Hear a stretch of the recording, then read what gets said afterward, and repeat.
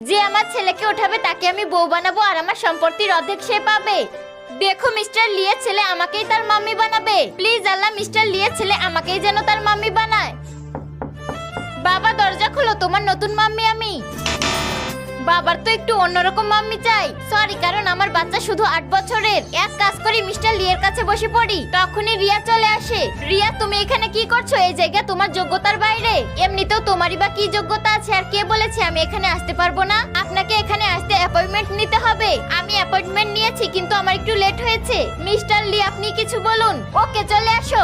অনেক অনেক ধন্যবাদ মিস্টার লি। বন্ধুরা, তোমাদের একটা লাইক আমাকে সাহস যোগাবে, এই জন্য জলদি লাইক করো। বাবা, তুমি কি আমার জন্য দরজা খুলবে?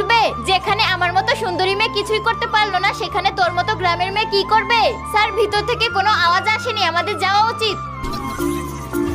তখনই ভিতর থেকে গেট খুলে যায় আর সবাই চমকে যায়। বন্ধুরা, মিস্টার লিয়ের ছেলে রিয়াকে কি তার